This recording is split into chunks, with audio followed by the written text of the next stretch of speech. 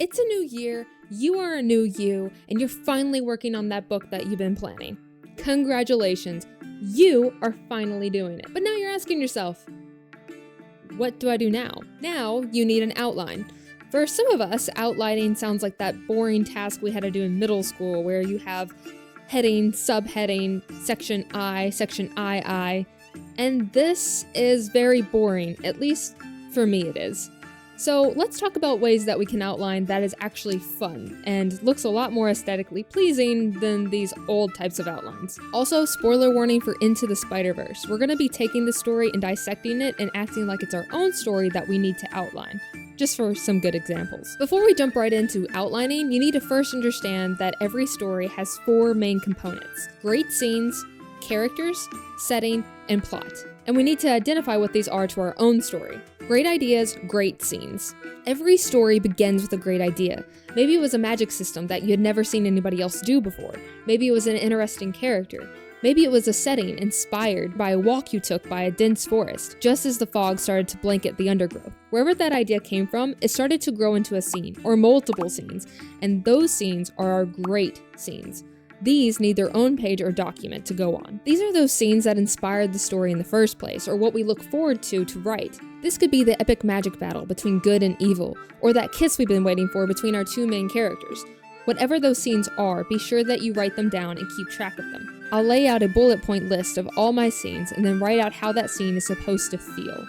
For example, the great scenes in Spider-Verse would be something like Miles getting bit by a spider, simple and funny. Miles meeting Gwen, funny and cute. Miles first suit up and swing through the city, epic and dramatic. Now that we have a page dedicated to our great scenes and have some of them listed out, we can move on to our characters. Characters are the heart and soul of your story. If you don't have good characters, you won't have a good story. I first separate my characters into 2 sections, main characters and secondary characters, or side characters. If you're using paper, you might want to dedicate half a page to one character, because this could get kind of lengthy. Personally, I like to use a document or Campfire. I know a lot of YouTube writers are sponsored by Campfire. I am not one of those, yet. But Campfire is absolutely great for organizing characters. Each character has their own page with multiple sections for anything you want to add. Their physical details, their personality, their background. But before you start freaking out and running around our house screaming, "But Moon, I don't have any of those things yet, what do I do?" That's okay, we don't need any of those things yet. What you do need is a placeholder name for your character, just in case you don't have one yet. And then under that, 3 different arcs. Now you don't have to know what these arcs are, I just want you to have space for them. Arc 1, Arc 2, Arc 3. In case you don't know, a character arc is the journey your character goes through. This could be something physical, like learning to use a power, or it could be something more psychological, like overcoming a fear or learning to be more selfless. 3 arcs might seem excessive, but it is pretty normal for your main character to go through multiple arcs in one story. Even if you are just planning on having one arc, I would suggest leaving room for 3 different arcs, just in case you come up with something else and need room to write it down. Now, your secondary characters or your side characters don't really need arcs. Under them, I will just leave room for about a short paragraph describing who they are. But all of your main characters do need at least 1 arc. In Spider-Verse, Miles, Gwen, and Peter B. Parker are our 3 main characters.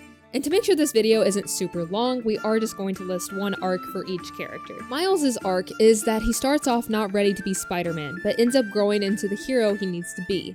Gwen's story starts off with her shoving away all of her friends after losing her own Peter, but finally accepts a new friend in Miles before she goes home. Peter's arc is that he sees himself as a failure and is scared to try things over again with MJ, but by the end of the story believes in himself once again and is ready to face MJ. These are all arcs that our main characters have to go through. They don't have to be super deep, but it's good to make sure that they are growing in the story. Now that we have some of our arcs, we can take those arcs and set them to the side, and then bullet point a list of critical moments that you need to have happen in order for your character to change. For example, for Miles' arc, we need to show that he tries to be a hero and fails. He practices with his powers with Peter, but still isn't great. We need to establish that he has invisibility and venom powers, but that he can't do them on command. And then the final bullet point, he needs a moment where he realizes he needs to have faith in himself to be a hero. Writing your arcs out like this really helps when you go to write your outline, because now you have this list of critical moments that need to happen, and the order they need to happen in during your story. Next is your setting. Setting is pretty self-explanatory. It's the setting your characters live in during their story. For world builders, this is going to be the most extensive part for them. But it's not the most important part, so be careful not to put all your efforts into setting and not your characters and your plot. Now, of course, if you aren't a sci-fi or fantasy writer and you write normal people and normal world stories, that's completely fine. Setting might be a little bit smaller for you, but you can still use it in unique ways. Say that you're writing about characters that live in a country that you've never been to before. You would use setting as your research section. So as you research that area or you go travel to that area, use setting to write down all the little facts that you learn about that to add into your story. Now for the sci-fi and fantasy writers, you guys are who I'm mainly talking to here. In this case, setting I break down into 3 different parts: physical, cultural, and magical. Physical setting is anything in your world that would still exist if people were never involved. Some examples would be weather patterns, land development, or a planet full of sand orbiting 2 suns. Cultural setting is anything that exists because people are involved. This would be things like politics, languages, tech, fashion, anything that you can name of that people came up specifically. Magic systems are unique because they can be placed in either or both at the same time. Say that magic is just part of the universe and individuals are gifted with the power to control it, like the Force, this is a physical setting. Or if the magic is a tech that the human creates and uses, like Iron Man, this would be cultural. And yes, when I say magic system, I am including any in-universe power, any super advanced technology, any power that your character has that would seem supernatural in the real life. I'm gonna be honest, Spider-Verse doesn't really do a lot in the setting aspect like, say, Lord of the Rings or Star Wars would.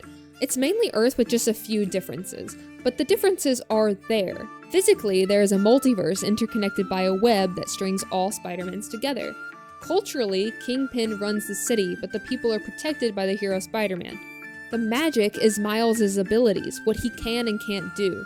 I can't do it on command. He can't do it on command, but it is cool. How detailed and elaborate your setting section is completely dependent on how different your world is from current Earth, or how much you love to world build.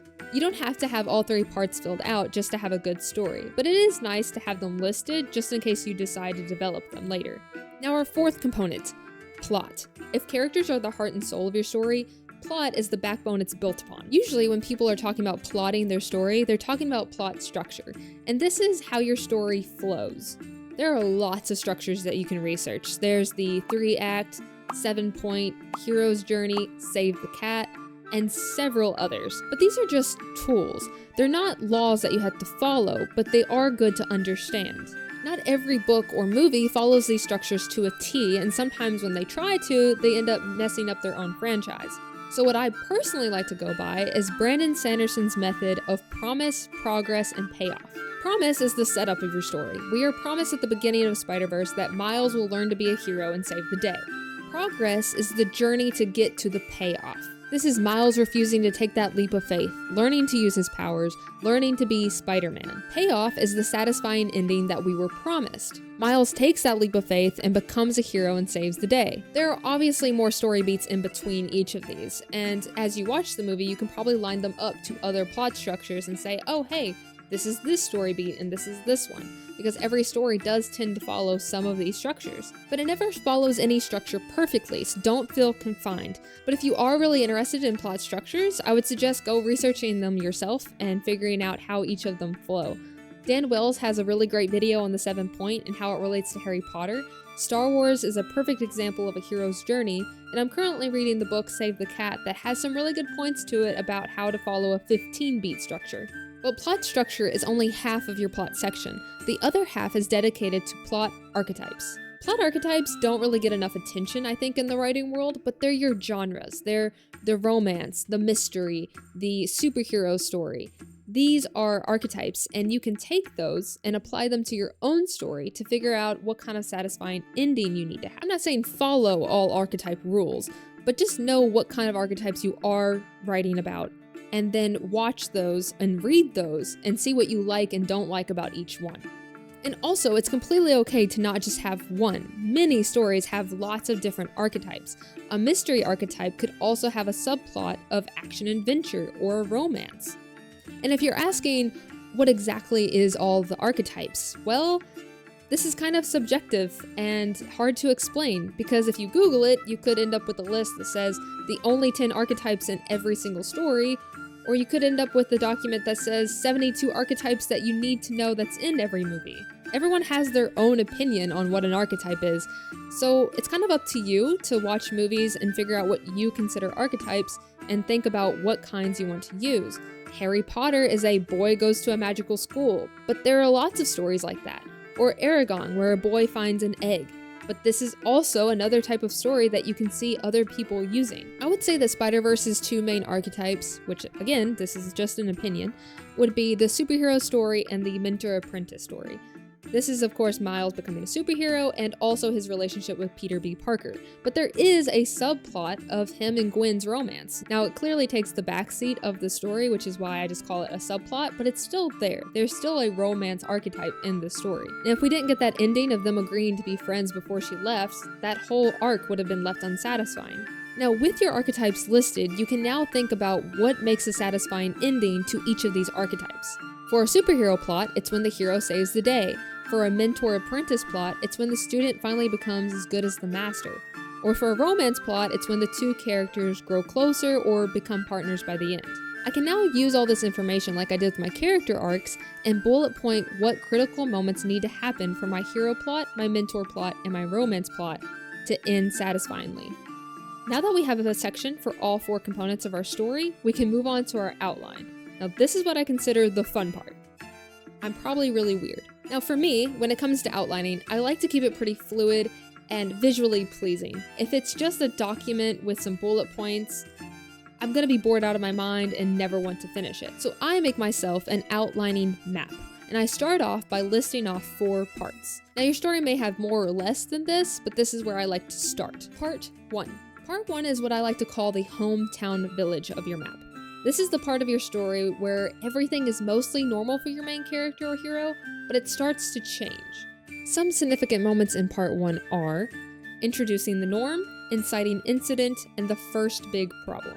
Introducing the norm can be one scene or multiple scenes, however long you need it to be. It just needs to come before your inciting incident. It's good to show your audience what your character's life is like before everything starts to change.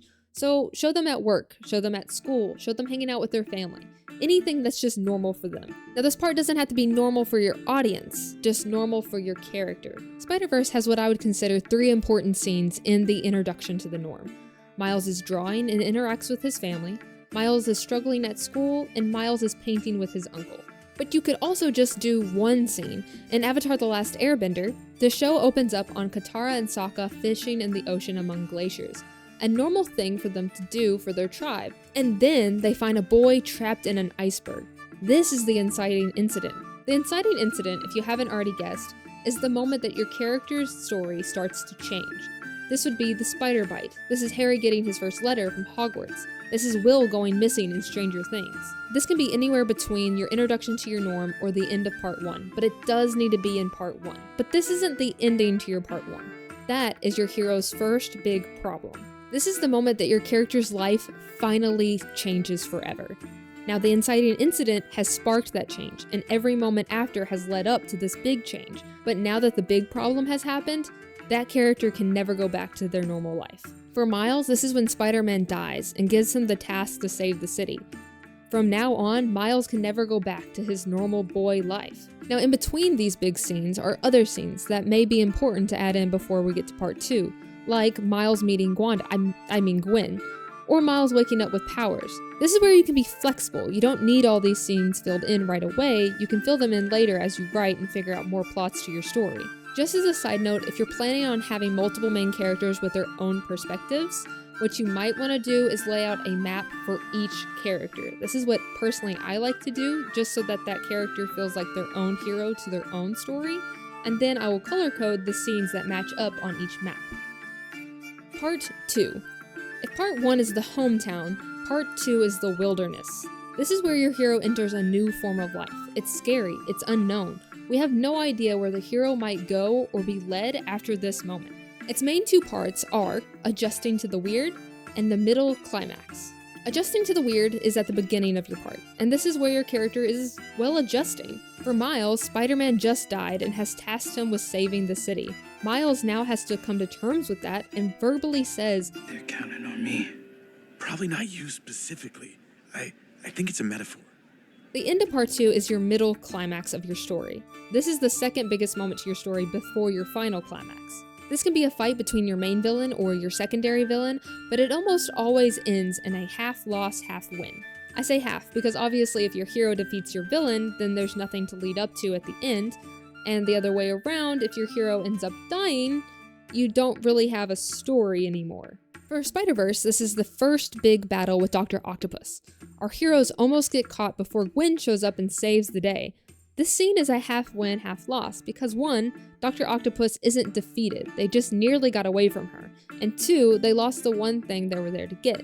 But they did get away, and Miles uses his web slinger for the first time successfully, so it's still a half win. In between these two parts is pretty flexible. Some plot structures says this is the fun and game section, where your hero is having fun with characters and getting to know them.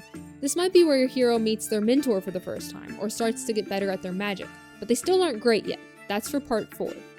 Part 3 is the end. Things have de-escalated after the middle climax, and we're getting some good character moments. Our hero, or heroes, are regrouping and coming up with a new plan to solve the parts that didn't work in the middle climax. Part 3 has 3 main parts: regrouping, which can have multiple scenes, darkest hour, and inner reflection. Regrouping is when our characters come together once again and come up with a new plan to solve the problem. After Gwen saves Miles and Peter, they make a plan to go see Aunt May and meet the rest of the Spider-Men. From here, we have a plan of action, where our Spider-Men decide what they're going to do about Fisk and getting back home. After this, the scenes then snowball right into our darkest hour. Miles finds out that his uncle is the Prowler and working for Fisk. The bad guys attack our Spider-Man team, Miles fights his uncle and then watches him die, and then is told by his own mentor and friend that he's not ready to be a hero, and then gets left behind knowing that the very same mentor is going to die because he wasn't ready. This is now our darkest hour. Miles is trapped to that chair, knowing that his friend is going to die because of him. Our hero is lower than he's ever been and feels like all is lost. This is the time for inner reflection, where our hero has to sit and think about what all went wrong and how did he end up in the circumstance. But then, the hero will see a spark of hope in the distance.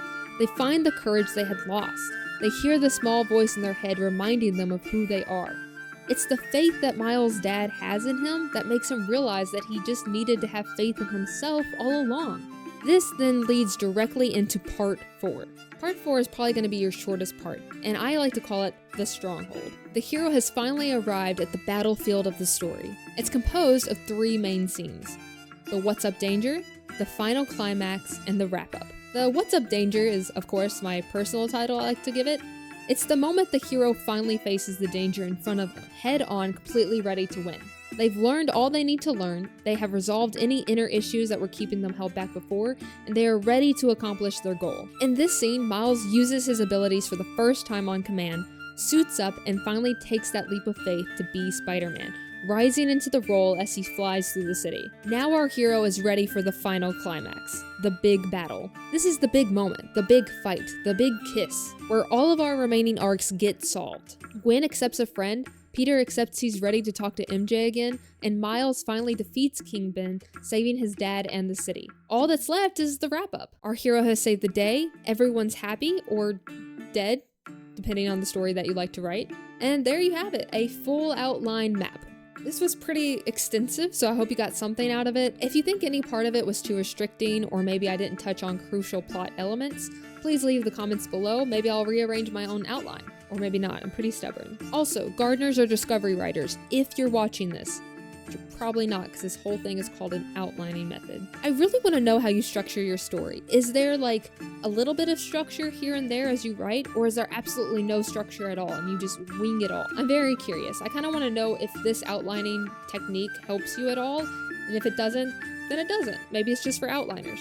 Or maybe it's just me personally and everyone thinks it's stupid. Either way, you got this far in the video. I hope you enjoyed and hope you learned something. I do have a video on how to finally finish your book in a year that goes along quite nicely with this one, so I hope you go check it out.